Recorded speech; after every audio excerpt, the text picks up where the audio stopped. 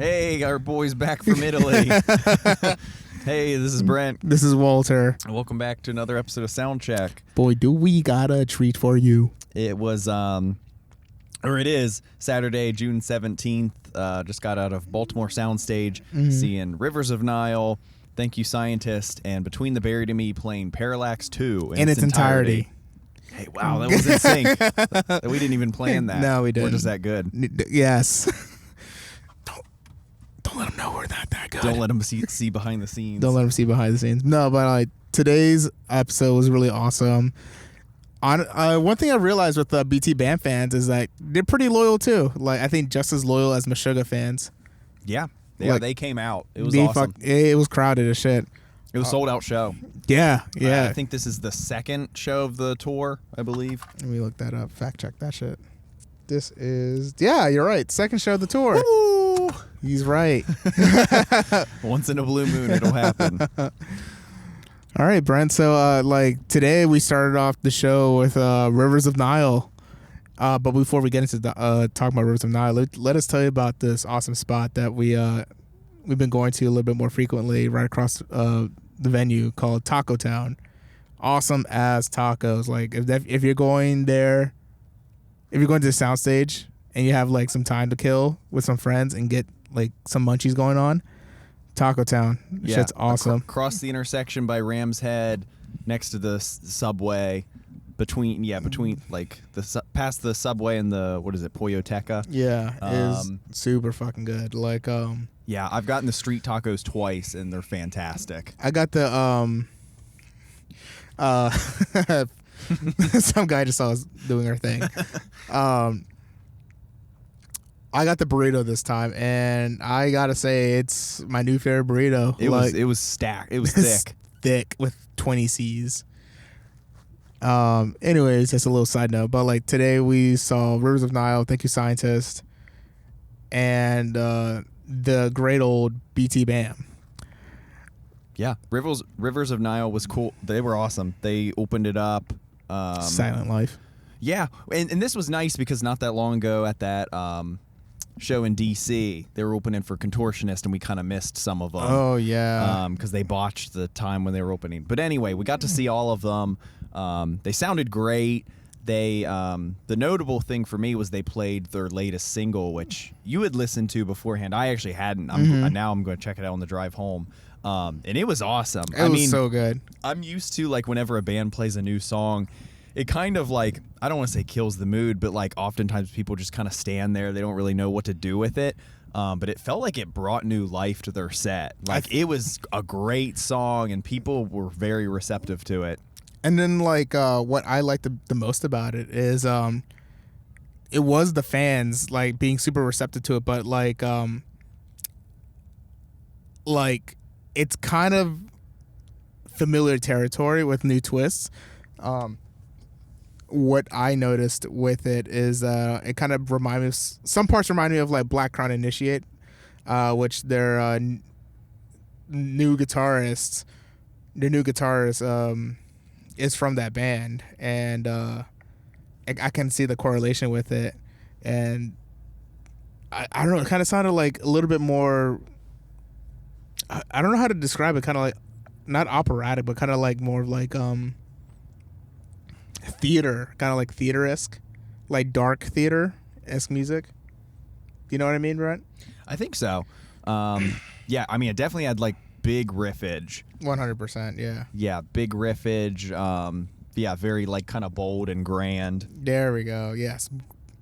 Big notes. I loved it. The Suborbital Blues, that's what it's called. I'm downloading it now for the drive home. It's I believe it's a teaser to their new album coming out soon. And I've seen some clips on Instagram of them performing some new I guess raw audio of their new songs in the making, and it sounds beefy. And I think Rivers of Nihil has a lot of promise with it, and I think that's why it got a positive rating with the fans, you know? They've always seemed to put out very consistent music. At least that's what I have to say about it. I think they're awesome. I think they're top 5. They're an island band for me at this point. Like, I need more. Yeah, they've been very consistent with their releases. Like I mean, Where Owls Know My Name is kind of where I started paying attention to them, and I'm probably Same. a lot of people too. But yeah, that and The Work were both just like solid back-to-back killers. I actually been listening to The Work more than Where Owls Know My Name. Yeah, you had always loved Where Owls a bit more, but yeah, I think The Work is probably the one I've listened to the most. I feel like they're kind of straying away from like technicality for the sake of technicality and kind of focusing more on like song structure and riffage. Yeah. And it seems to be working out great. I love it. And this time around, they didn't have their saxophone player. They were playing with the click track with the saxophone, like coming from the MacBook. Yeah, those moments, those are some of my favorite moments when kind of the sax gets to shine through or gets a solo, because they really build it up around it, and it's like always a big crescendo. It's really epic. Yeah, it's like grand. And it was still cool, but yeah, it would have been nice to have the performer physically on stage to really sell it. Yeah, they played that new song like mid-set. Fantastic. Loved it. I think the sound's been really good too. Yeah, the sound tonight in the venue was stellar. Extra stellar. Too stellar, some may say. Some may say it's too good. Yeah. Yeah, I have nothing else to say about Rivers of Nihil. I mean, like, they played Silent Life. They played not Dreaming Clockwork. They ended with Where Owls Know My Name. They played The Void Which Makes No Sound. Yes, they did. Yes. Yeah, they played that. They played Clean. Clean, that's what I was thinking of. Yeah. Clean was really good. I think their songs have been like, I don't know, man. Like, there's just great song structure. Yeah. Clean is like probably one of their catchier ones. Definitely like kind of more approachable.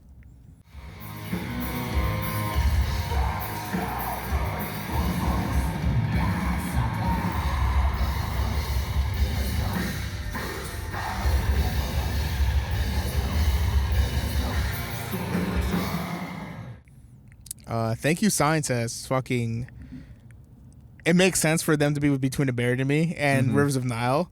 And for people who, I guess, who came from Rivers and don't know Thank You Scientists, it's like a curveball to them. Yeah. Because they're like kind of goofy. They're fun. They're like uplifting, funky, Berkeley kids. Yeah. Yeah, upbeat, groovy, fun, all those things. We saw them headline years ago at Auto Bar. That was such a fun show. They played Mr. Invisible, which is my favorite. Same. So I was glad to hear that. They've got, I think I counted 8 members on stage. Jesus so many Christ. members and instrumentalists, like electric violin, trumpet, saxophone. Did you say Trump? Okay. Yeah, I mean, yeah, their music's just very fun. A lot going on. But yes, it's so dancey. The crowd was, very dancey, very receptive for it. God. And then when me and Brett were in the crowd, we saw a bunch of guys dressed in like... Oh, yeah, there was a group of like 5 guys. 5 guys, and like they were all dressed in science outfits, nerdy outfits. Yeah, like generic Halloween store scientist outfits. That was fun. And I was like, "Thank you, scientists," and they're like, "You're welcome." Yeah, I think one of them said like, "Oh yeah, we're like not Bill Cosby." Bill Nye the Science Guy stunt doubles. Yeah. And I thought it was really funny, actually. Yeah, that's fun. I don't know their deal, if that was just a night out or if that was like a bachelor party or something, but that was fun. I feel like they're just a bunch of nerds. Yeah, Literally a bunch of nerds. Their energy was contagious. 100%. Also, I had like one of the most like interactive, like a genuine interaction with this like one lady and her I guess her man's. She was like, "If I tap you on the shoulders because I can't see and I want you to move." And I was never had that interaction ever. Most people just kind of like either get out the way or like force their way in. Yeah, they were nice. Very nice. We chatted them a little bit. Yeah, super fun people. Oh yeah. Everyone tonight was very nice. God, it was crowded. I forgot like once sold out show. I forgot how much like once we got from being outside and we started walking in. I didn't realize how tough it was going to be getting in the middle. It was fucking hot, dude. Yeah, Rivers of Nihil, there was still a lot of space. We went out for a smoke break. Came back in, thank you, scientist, and it was just packed like sardines. We couldn't get anywhere close to the front of the stage. Yeah. God. When Thank You Scientist went on, like I forgot the guy's name, but the guitarist, he was playing a Vigier. I'm gonna nerd out in like gear a little bit, and like it was a fretless model, and I haven't seen one in person, and that thing sounded very beautiful, and like and how like well it shined, like how well it cut through the mix, and just like That guy? yeah, Tom Onda. He sounds Italian. Tom Onda. Anyways, yeah, the Vigier was playing, or Vigier. I'm pretty sure it's Vigier though, but like it sounded incredible. Never really heard a flat fretless guitar sound like super glistening the way it did, the way he played it at least. That's all I really have to say about that.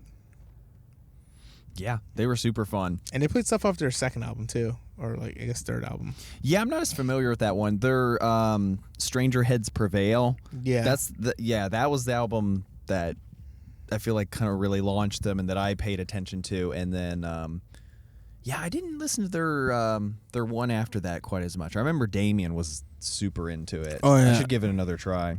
It's a really good album. I just wasn't. It's been so long since I've listened to Thank You Scientist, or I'm gonna say TYS. Since it's been so long since I listened to TYS, and I wouldn't say they fell off, but it sounded like they were like in a break for a bit. I know they lost their drummer. They parted on good terms. She ended up doing her own thing, and I guess it probably took a while for them to find a replacement. Yeah, and like the drummer was good today. Don't get me wrong, but I feel like their old drummer had like an extra flair, which I really enjoyed. But their new drummer sounded like on point. I don't know. Yeah, it's like they just bring like a very sort of party vibe to like the venue. nerd party vibe. Yeah, like they're definitely there. It's just definitely a bunch of music nerds in a packed room. Like, can I try your instrument? Can I try your instrument? Yo, let me play. Like a bunch of jazz dudes. What was the what was the instrument called? They brought it out only for the very last song, and I remember seeing it at Autobar. I call it an electric saxophone. Okay. I don't know exactly its official name, but it's not a saxophone. Okay. But it still uses like your breath to like I guess perform the notes. I remember at Autobar seeing that used a lot more. Like, there was two of them. Yeah, someone for like the entire set of that one. Mm-hmm. There was a lot more people on Autobar at the Autobar show than there was in this show. Yeah, there were way more members. I mean, there's already so many members, but yeah, there was even more then. Like 10 people. It's crazy. Yeah, oh my God. But they were all like fucking amazing virtuosos.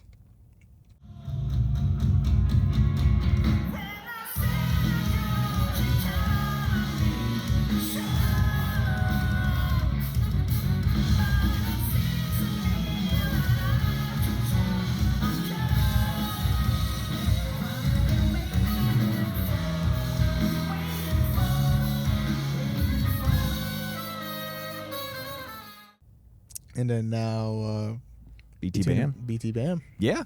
10-year anniversary playing the Parallax II. And man, it was awesome. God. Heavy and so great. They only did Parallax II, though. They didn't, the crowd was going nuts and tried to get an encore out of them, but they didn't. I saw some people in line postulating maybe because Dusty's not there because of allegations, so a session guitarist was filling in, who was awesome. He looked like he's 16 or 17. Yeah. And I was like, what am I doing with my life? Where the fuck was my drive at that age? Yeah. I mean, I didn't notice any difference, and man, yeah, this was one of my favorite times seeing them. Probably the only other comparable times being also when they played albums in their entirety, when we saw them do Great Misdirect and Colors. Oh yeah, Colors.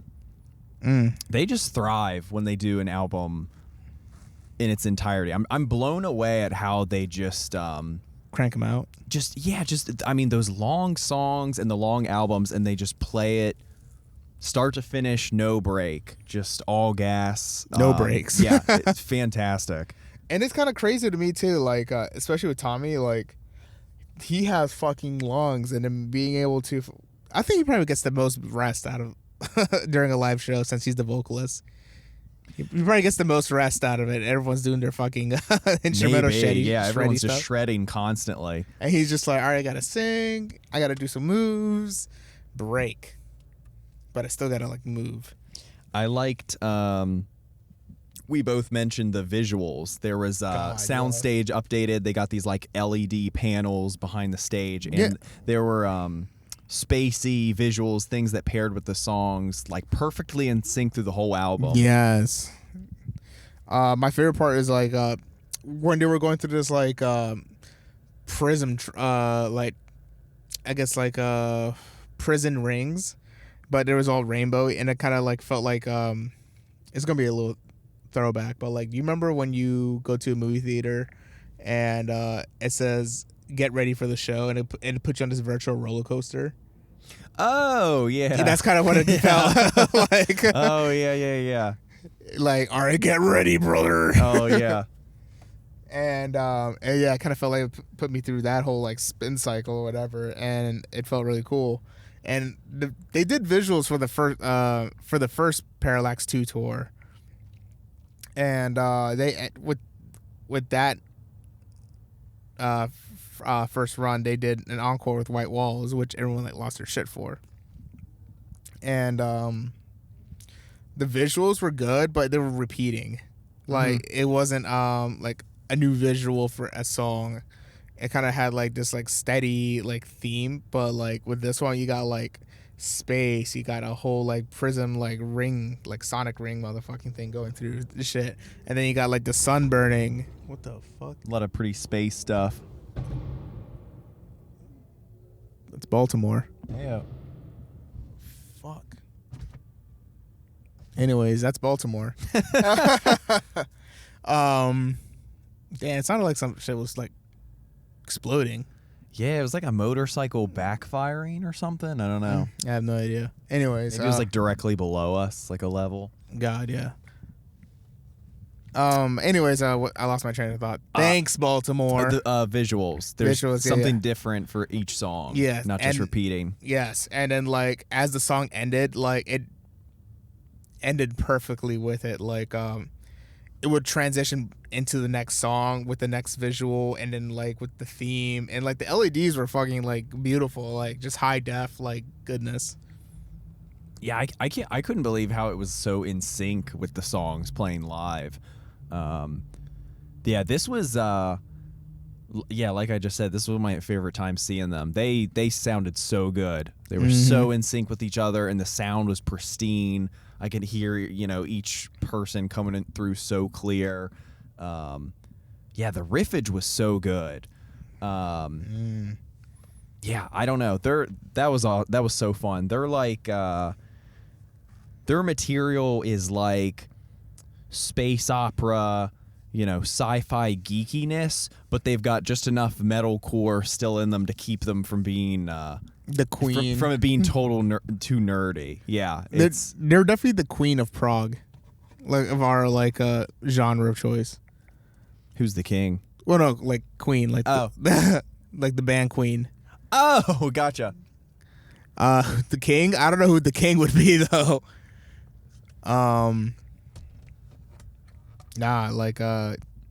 They do shit. But do you remember like when they were metalcore as fuck? Oh, early on, yeah. Early on, yeah. Silent Circus and all that stuff. Yes, that was shit. Was raw and heavy. Yeah. Yeah, I talk about like hearing each of them distinctly. I was really vibing with Dan Briggs on the bass. Oh, I've been loving the bass recently. It's just so groovy and heavy. It was just chunky. It was so fun. Super chunks. Mega chunky. I think fun fact about Dan Briggs, like that Spectre he plays is probably like the same Spectre I've been seeing throughout every BTBAM show. Oh, yeah. The same exact bass guitar. It hasn't Nice. changed. Doesn't play anything else. It looks like he just plays that and calls it a day. Right on. Yeah. So that is his one. Yeah, just fully utilize it. I don't think he's a gear hoarder, or if he is, he's a secret gear hoarder. Yeah. But He collects stuff just for show. Only uses the one, but yeah. yeah, exactly. I don't have anything else to say. The crowd was fine. They were super into it. Yeah. Yeah. Yeah, I had a super fun time. Great time. If you haven't heard of BTBAM, listen to Parallax II. I think that was an approachable album. Mm-hmm. And Colors too. Actually, was really good.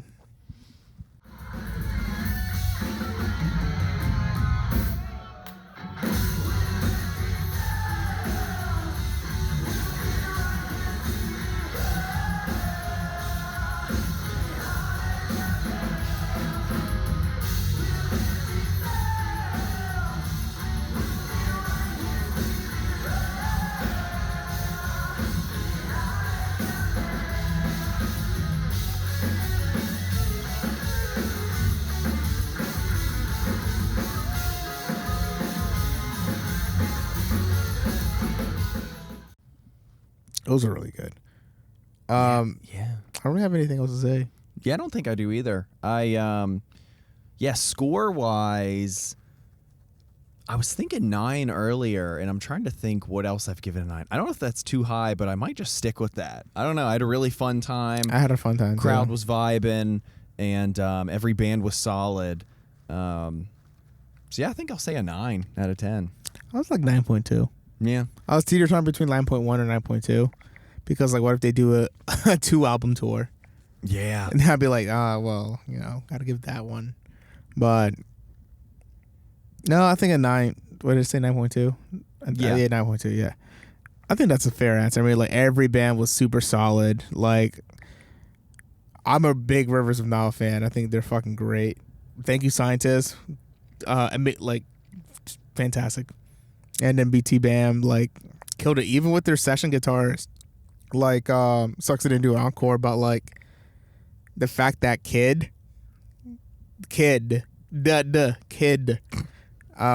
was able to play an entire album of that, like, caliber at his age. Yeah, props to him. Props. Like, you should be making other kids jealous. Yeah, would have loved to have had an encore, but yeah, I just laugh at the thought of just anyone trying to fill in and learn all this material and just being like, what is wrong with you guys? Like, why are we doing this 15-minute song and it's all just one of many others, like 10-minute songs all stacked together? He's probably like, Mom, be right back. Gotta go play for BTBAM. Yeah. No, don't stay up too late, honey. Yeah, it was awesome. That was so good. Yeah, I don't know. It was awesome. So much fun. So heavy.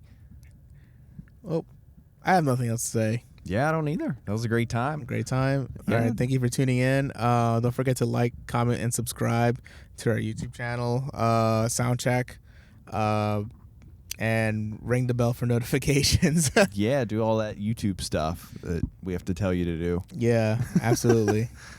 Signing off. This is Walter. This is Brent. Peace. See ya.